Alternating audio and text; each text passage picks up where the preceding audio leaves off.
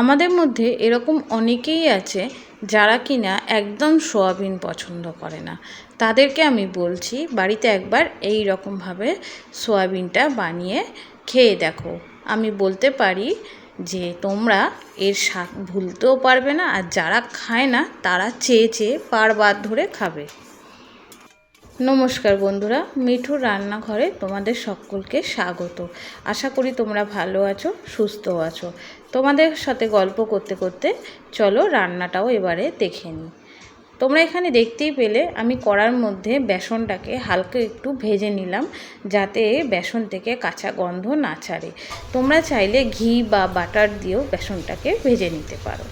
আমি এখানে একটা বাটি নিয়েছি, তার মধ্যে বেসনটা নিয়েছি, দিয়ে দিয়েছি এর মধ্যে টক দই, এখানে দিয়েছি আদা কাঁচা লঙ্কার বাটা। এবারে আমি এর মধ্যে দিয়ে দেবো কিছু গুঁড়ো মশলা। এর মধ্যে আছে ধনে গুঁড়ো, জিরে গুঁড়ো, হলুদ গুঁড়ো, ঝালের জন্য লঙ্কা গুঁড়ো, নুন, চিনি। দিয়ে দেবো এর মধ্যে আরও বেশ খানিকটা সর্ষের তেল, দিয়ে বেশ করে এগুলিকে আমি মাখিয়ে নেব। চিনিটা দিলে কি হয়, তরকারির টেস্টটা কিন্তু ব্যালেন্স থাকে, খেতে কিন্তু খুব ভালো লাগে। এবারে আমি এর মধ্যে মিক্সির বাটি ধোয়া জলটাও দিয়ে দেবো, দিয়ে বেশ ভালো করে মেখে নেব। যেহেতু ছাতু আছে একটু জল লাগবে, ছাতুতে জল টানে। অল্প অল্প জল দিয়ে ভালো করে আমি একটা মশলা রেডি করে নেব। এই রকমভাবে সয়াবিনটা রান্না করলে খেতে এতটা টেস্টি হয় যে তুমি রুটি, পরোটা, ভাত, পোলাও সব কিছুর সাথে কিন্তু খুব ভালো লাগবে খেতে। এইবারে আমি এর মধ্যে দিয়ে দেবো কেটে রাখা পেঁয়াজগুনি। পেঁয়াজগুনি তোমরা এমনিভাবে কাটবে, তাহলে কিন্তু জিনিসটা দেখতেও ভালো লাগবে, খেতেও ভালো লাগবে। দিয়ে দিলাম কেটে রাখা ক্যাপসিকাম। এবারে দিয়ে দেবো কেটে রাখা টমেটোগুলি, দিয়ে সব কিছু একসাথে ভালোভাবে মাখিয়ে নেব মশলার সাথে।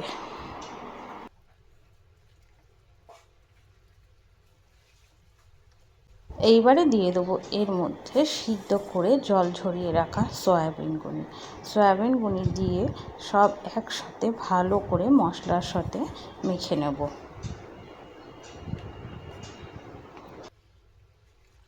সয়াবিন কিন্তু খাওয়া খুবই ভালো। সয়াবিনে বেশ ভালো পরিমাণে পুষ্টি আছে, যেটা শরীরের পক্ষে খুবই ভালো। সয়াবিনটা এখানে আমার ম্যারিনেট করা হয়ে গেছে। এবারে আমি এটাকে 10 থেকে 15 মিনিটের জন্য রেস্টে রেখে দেবো। এখানে আমি কড়াই তেল গরম করে নিয়েছি, আর ফোড়নে দিয়ে দিলাম 2টো তেজপাতা, শুকনো লঙ্কা আর কিছুটা গোটা জিরে। ফোড়নটা একটু বেশ ভালো মতন ভাজা হয়ে গেলে তারপরে এর মধ্যে দিয়ে দেবো ম্যারিনেট করা সয়াবিনগুলি।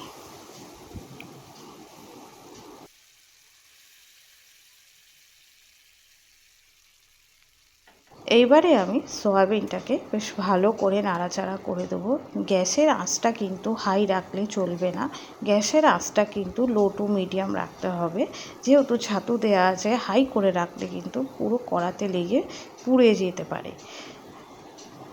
এইবারে এর মধ্যে দিয়ে দেবো আমি অল্প একটু জল, যে বাটিটার মধ্যে ম্যারিনেট করেছিলাম ওই বাটি ধোয়া জলটাই আমি এর মধ্যে দিয়ে আরও একবার ভালো করে নাড়াচাড়া করে দেবো।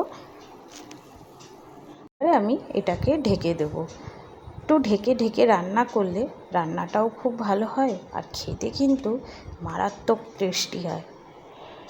দেখো কত সুন্দর কালার হয়েছে। এবার একবার ভালো করে আরও একবার নাড়াচাড়া করে দিই। যেহেতু তোমাদের আগেই বলেছি, বারবার না নাড়লে কিন্তু কড়ার নিচে লেগে যেতে পারে।